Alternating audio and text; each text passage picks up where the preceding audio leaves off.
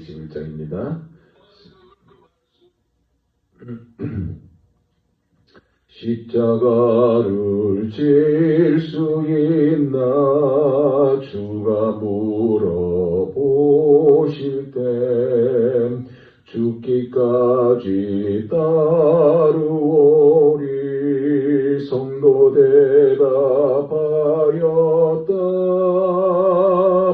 우리의 심령 주의 것이니 주님의 형상만 되소서. 주 인도 따라 살아갈 동안 사랑과 충성을 바치오리다. 너는 기억하고 있나 구원받은 강도를 그가 회개하였을 때 나고 허락받았다. 우리의 심령 주의 것이니 주님의 형상만 되소서. 주 인도 따라 살아갈 동안 사랑과 충성을 바치오리다. 걱정 근심 어두운 그늘 너를 둘러 덮을 때 주께 내 영 맡기겠나. 최우승이 믿으며 우리의 심령 주의 것이니 주님의 형상만 되소서. 주 인도 따라 살아갈 동안 사랑과 충성을 바치오리다. 이런 일 다 할 수 있나 주가 물어보실 때 용감한 자 바울처럼 선뜻 대답하리라.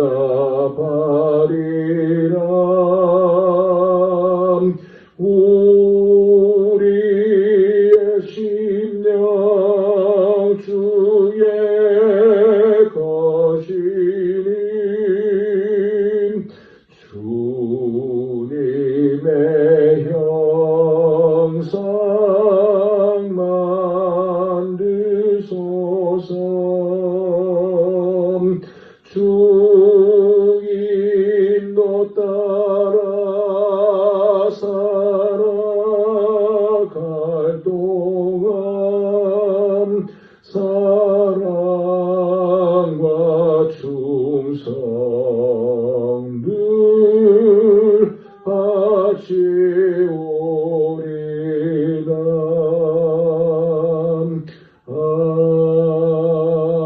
아멘. 주님 방금 불러 들었던 이 찬양처럼 주님께서 십자가를 지실 수 있니? 라고 물었을 때 주님 우리가 선뜻 예스 하면서 대답할 수 있는 우리의 모습이 되게 하여 주옵소서. 하나님 아버지, 오늘도 이 아침에 새벽 공기를 가지고 나왔습니다. 당신의 사랑하는 아들도 몸이 불편하지만 그러나 죄의 전을 사모하여 주님을 사모하여 나왔습니다. 주님 불쌍히 여겨 주옵시고 아픈 자 불쌍히 여기사 주님께서 머리부터 발끝까지 당신의 피 묻은 손으로 안수하여 주옵시고 건강한 몸이 되어서 뛰고 달릴 수 있는 사랑하는 김동호 집사님 되게 하여 주옵소서. 전능하신 하나님 아버지, 오늘도 우리에게 말씀하여 주옵소서. 그 말씀이 우리를 살리게 하여 주옵시고 그 말씀을 붙잡고 기도하는 복된 이 아침 되게 하여 주실 뿐만 아니라 십자가를 지며 주님의 뜻을 이루어갈 수 있는 저희 모두가 되게 하여 주옵시고 주님께서 깨닫게 해주신 그 말씀 때문에 말할 수 없는 감동의 시간이 복된 이 아침 되게 하여 주옵소서. 예수님 이름으로 기도하옵나이다. 아멘. 자, 오늘 말씀은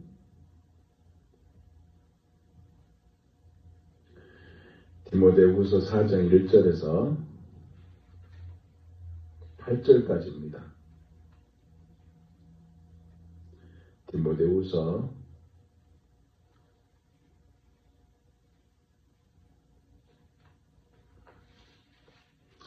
4장 1절에서 8절 한 목소리로 같이 읽을까요? 시작. 하나님 앞과 살아있는 자와 죽은 자를 심판하실 그리스도 예수 안에서 그가 나타나실 것과 그의 나라를 두고 엄히 명하노니 너는 말씀을 전파하라. 때를 얻든지 못 얻든지 항상 정힘쓰라. 범사에 오래 참음과 가르침으로 경책하며 경계하며 권하라. 때가 이르느니 사람이 바른 교훈을 받지 아니하며 귀가 가려워서 자기의 사욕을 따를 스스로 많이 두고 또 그 길을 진리에서 돌이켜 허탄한 이야기를 따르리라. 그러나 너는 모든 일에 순종하여 고난을 받으며 전도자의 일을 하며 내 직무를 다하라. 전제와 같이 내가 벌써 부어지고 나의 떠날 시간이 가까웠도다. 나는 선한 싸움을 싸우고 나의 달래 갈 길을 마치고 믿음을 지켰으니 이제 후로는 나를 위하여 의의 면류관이 예비되었으므로 주 곧 의로우신 재판장이 그날에 내게 주실 것이며 내게만 아니라 주의 나타나심을 사모하는 모든 자에게도니라. 아멘.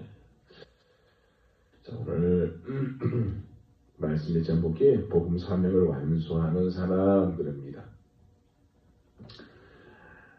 최근에 킹주 장로교회 김성국 목사님이 하나님의 부름을 받았죠. 68세 정도 되는 것 같아요. 췌장암으로 돌아가셨어요.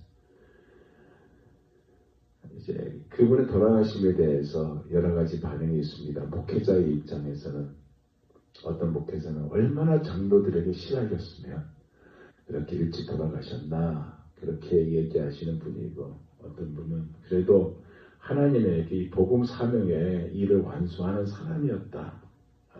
그렇게 이야기하는 사람이 있어요. 제가 아멘넷에 보면서 저는 일을 하기 때문에 참석하지 못했고 우리 교단의 총회장이었고 그랬으니까 알죠. 근데 아멘넷에 보니까 거기에 그분의 양력에 대해서 이렇게 적혀 있더라고요. 양력이 뭐라고 적혀있냐면 1957년 10월 11일 태어나다. 그러면서 그 다음에 어디 학교 나오고 그렇게 하잖아요. 그게 아니에요. 나는 아무것도 아닙니다. 하나님께 영광을 그렇게 적어놓고 그 다음에 2025년 10월 27일 주님의 품에 안기다. 이렇게 양력이 적혀 있더라고요. 진짜 이 양력을, 이 멋진 양력을 보고 나도 이렇게 할 수 있으면 좋겠다라는 소망을 가져봤습니다. 네. 장례식장에 우리가 가면요. 대부분 한 문장에 뭐라고 했냐면 좋은 사람이었다. 그죠? 그리고 일을 잘했다라고 소개를 합니다. 그렇지만 바울은요, 오늘 본문에 보니까 전혀 다른 것을 지금 전하고 있어요. 그죠? 나는 선한 싸움을 싸우고 달려갈 길을 마치고 믿음을 지켰으니라고. 뭐냐? 착한 사람이 아니라 사명을 끝낸 사람으로 기억이 되고 싶다고 그가 이 얘기를 하고 있다는 얘기입니다. 우리의 고백도 이 고백이 되기를 소원하면서 마지막을 준비하는 성도의 현재를 정면으로 비추고 있는 오늘 본문을 통하여 어떻게 우리가 복음 사명을 끝까지 완수하는 사람으로 살아갈 수 있는지를 생각해 볼 수 있는 이 아침이 되기를 원합니다. 아시다시피 사도 바울의 인생 마지막은 패배가 아니라 승리의 피날레였습니다. 예. 현실은 감옥 아니죠. 감옥 안에 있어요. 쇠사슬에 묶였는지 안 묶였는지 모르겠지만 어쩌면 묶였다고 가정했을 때 쇠사슬에 묶여있는 상태고, 그런데도 그가 나는 선한 싸움을 싸우고 달려갈 길을 마치고 믿음을 지켰다라고 고백을 하고 있어요. 현실의 몸은 쇠락하고 있지만 점점 더 약해지고 있지만 그의 영혼은 불타올랐다 그 말씀입니다.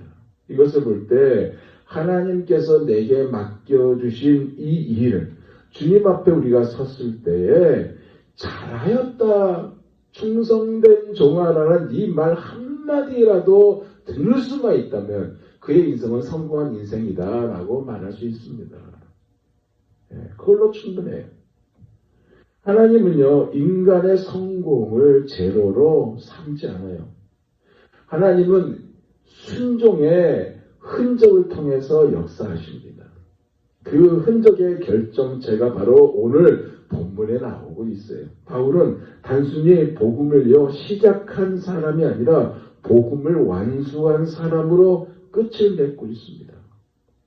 아시다시피 디모데후서는요 바울의 유언 편지입니다. 유언 편지예요. 마지막 편지예요.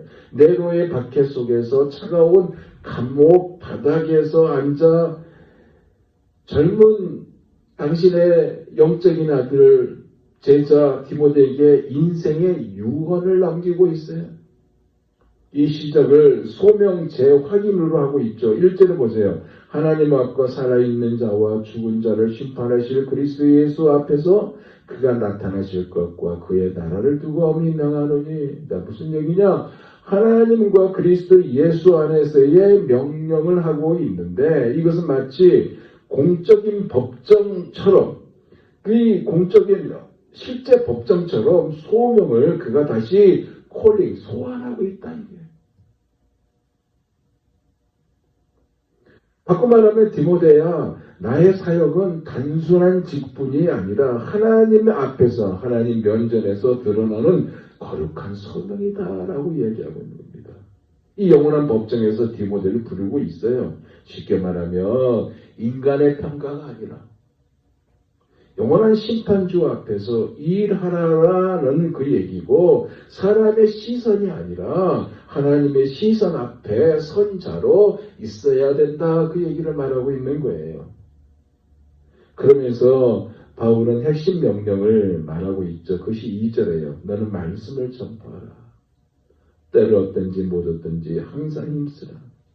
범사의 오래 참음과 가르침으로 경책하며 경계하며 권하라. 말씀을 전파하라. 말씀을 공포하라. 외치라. 그 얘기입니다. 논쟁이 아닌 왕의 명령을 선포하는 자세를 가지라. 그 얘기입니다. 이것을요, 때를 얻든지 못 얻든지. 쉽게 말하면 복음을 전파하는 데는 좋은 때가 있고 나쁜 때가 없다는 그 얘기입니다. 사장이 듣기 싫어해도 복음은 여전히 살리는 말씀, 그리고 복음의 열매는 때를 가리지 않는 순종에서 열린다 그 얘기입니다.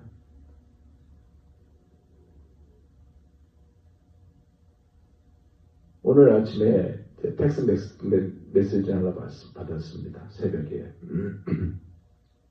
어느 목사님이, 저 독일에 있어요. 베를린입니다. 그래서 복음을 전했는데 스페니시 친구가 예수를 영접했습니다 하고 사진하고 딱 해서 보냈어요. 야, 정말 진짜 멋지다. 부럽다. 그런 생각을 가져봤습니다. 근데 그 친구는 때를 가지지 않는 순종으로 이제 여기 끝나면 이제 스위스로 들어갑니다. 그러더라고.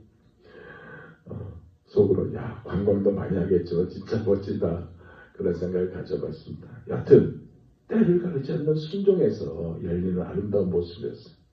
그러면서 사도 바울은 시대의 징후에 대해서 말하고 있죠.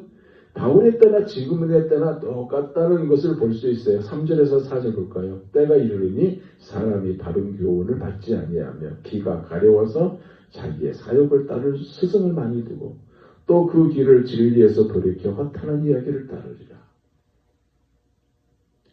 사람들이 진리를 버리고 허탄한 이야기를 따른다는 것입니다. 성경이 말하는 복음의 중심에 있는 말씀을 떠나 자기 중심의 신앙으로 이동하는 현상을 보이고 있다는 것이고, 허탄한 이야기, 뭐예요? 신화적인 이야기, 근거 없는 전설 이야기, 감정만 자극하는 이야기를 따른다는 것입니다. 진리 대신에 흥미롭고 듣기 좋은 종교적 이야기의 재료에 매료된다 그 얘기예요. 사실 초대교회 당시에는 영지주의가 있었죠. 거짓 가르침이 퍼져 있었습니다. 이들은 복음을 철학과 신비사상으로 포장해서 지식으로 구원을 받는다라는 메시지를 전했어요. 가르쳤어요. 오늘날로 말하면 긍정의 힘이라든가 자기 개발식 신앙이라든가 복받는 비결이 무엇인지 그러면서 이렇게 하라는 이러한 것의 메시지에 치우쳤다는 겁니다. 이런 자기 귀에 달콤한 이야기를 듣고 싶어 한다는 것이고 성공하는 신앙, 편안한 복음, 희생 없는 은혜의 가짜 복음이 교회를 잠식했다 그 얘기입니다. 그러다 보니 나타난 현상은 하나님을 도구로 삼는 신앙에 익숙해진 거예요. 그러나 여러분 하나님은요 우리의 행복이 아니라 당신의 영광을 목적으로 하고 있어요. 그분의 영광이 목적이에요. 바울의 강조는요 이 왜곡된 시대 속에서도 말씀의 진리를 지키라 그 말입니다. 그러면서 사명자가 가져야 할 태도에서 말씀하고 있죠. 가져야 할 태도. 그것이 5절이에요. 그러나 너는 모든 일에 신중하여 고난을 받으며 전도자의 일을 하며 내 직무를 다하라. 복음 사역자의 일상을 네 단어로 요약해서 말하고 있죠. 그 첫째가 뭐예요? 신중함이에요. 신중함. 이건 감정이 아니에요. 분별로 사는 사람이 보이는 행동을 말합니다. 모든 일에 신중하라라는 말은 상황을 영적으로 해석하라고 합니다.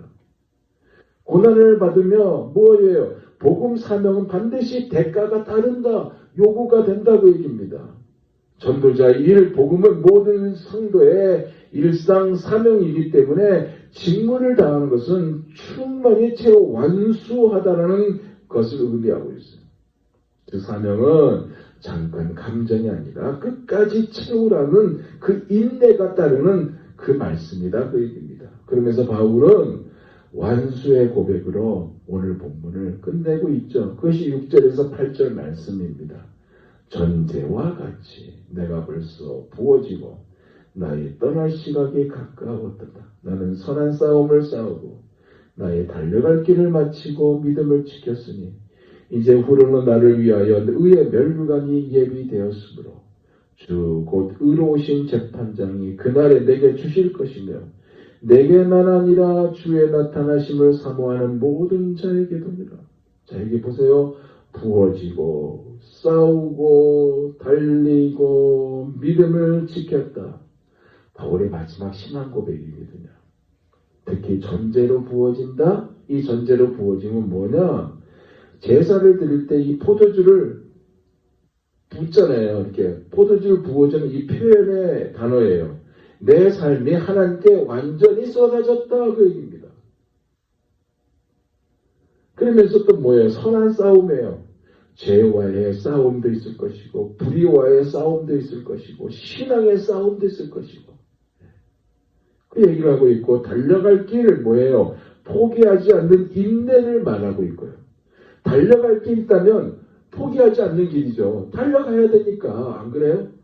근데 포기한다면 뭐예요? 달려갈 길이 될 수 없죠. 가다가 포기한 길이 그렇게 되는 거예요. 근데 사도 바울은 달려갈 길이 있어요. 이건 포기하지 않는 인내를 말하고 그 다음에 뭐예요? 믿음을 지켰다. 하나님과의 관계에 충성을 이루었다. 즉 그리스도를 배신하지 않았다. 사랑하는 여러분, 우리도 이렇게 위대한 마침표로 우리의 인생이 완성된 모습이 되시기를 예수 그리스도 이름으로 축원드립니다. 이렇게 바울은요, 죽음 앞에서 절망이 아니라 확신으로 마침표를 찍었어요. 그 확신은 상급 때문이 아니에요. 그럼 뭐라고 그래? 의의 멸류관을 주실 그분, 의로우신 재판장을 기다렸습니다. 무슨 얘기냐?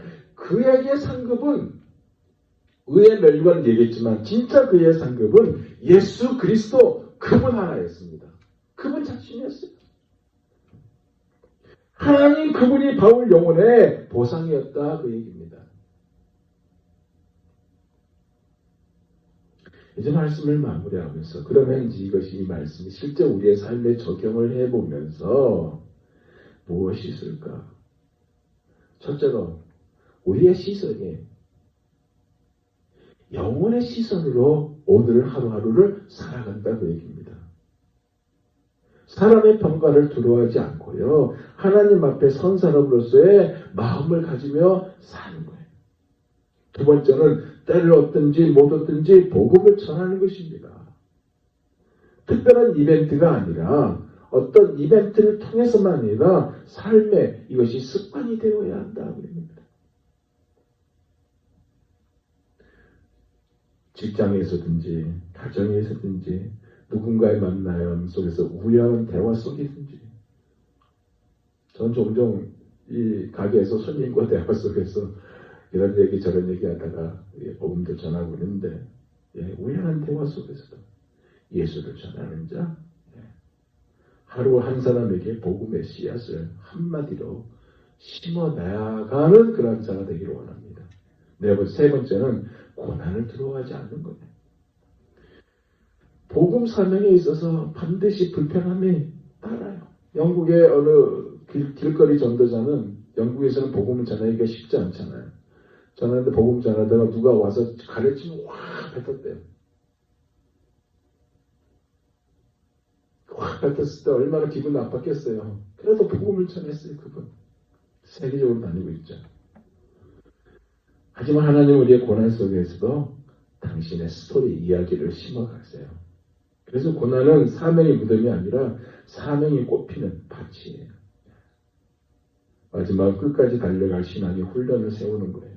하나님의 말씀을 묵상한 것이 따라가죠. 기도하는 자리에 나오는 것도 따라가죠. 네. 하나님은 미루는 자와 함께 하지 않아요. 네. 미루지 않는 자와 함께 하십니다. 즉석에서 움직이는 자와 함께해요. 지금 순종하는 것이 사명을 완수한 첫걸음이라는 사실을 잊지 않는 우리가 되기 원합니다. 그래서 바울이 내가 전제로 부어졌다라고 말했던 것처럼 우리 인생의 마지막을 하나님께 드리는 제물로 여기고 우리의 쏟아진 인생도 남김없는 순종으로 자리매김되기를 원합니다. 그래서 우리 인생에 남김없이 복음으로 부어져서 영광의 제단이 되기를 또한 원합니다. 아멘. 그래서 바울의 마지막 고백이 뭐예요? 나는 선한 싸움을 싸우고 달려갈 길을 마치고 믿음을 지켰으니 이제 의의 멸류관이 예비되었도다 라는 이 고백이 우리의 고백이 되기를 원합니다. 여러분 이 멸류관은 단순한 보상이 아니에요. 그리스도 자신이 우리에게 최종의 상급이 되신다는 말씀이에요. 그분을 뵙는 날 우리가 주님을 뵙는 날, 예수님을 만나는 날, 우리의 인생이 끝났을 때 예수님을 만나잖아요. 주님이 우리를 품어줄 거 아니에요. 그 앞에 섰을 때 주님이 이 말씀 잘했다. 아무개야 넌 참 충성된 나의 종이었다. 하나님 내가 한 것이 없는데요. 아니란다. 큰 거 아니더라도 주님께서는 우리를 기뻐하시면서 잘했다. 충성된 나의 종아. 이제 내 기쁨에 참여하라. 라는 음성을 듣는 우리 모두가 다 되시기를 예수 그리스도 이름으로 축복합니다. 기도하겠습니다. 하나님 아버지 우리 인생도 남김없이 복음으로 부어지는 인생이 되게 하여 주옵소서. 사람의 시선을 의식하지 않는 우리의 삶이 되게 하여 주옵시고 오직 하나님 앞에서 사는 그런 인생이 되게 하여 주옵소서.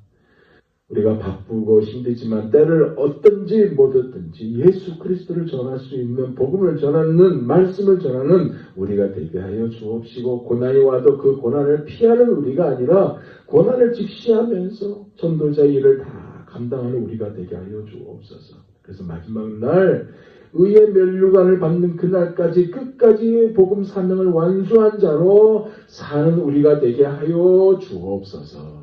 예수님 이름으로 기도하옵나이다. 아멘. 주는 가르치는 기도를 마칩니다. 하늘에 계신 우리 아버지여 이름이 거룩히 여김을 받으시오며 나라에 임하옵시며 뜻이 하늘에서 이루어진 것 같이 땅에서도 이루어지이다.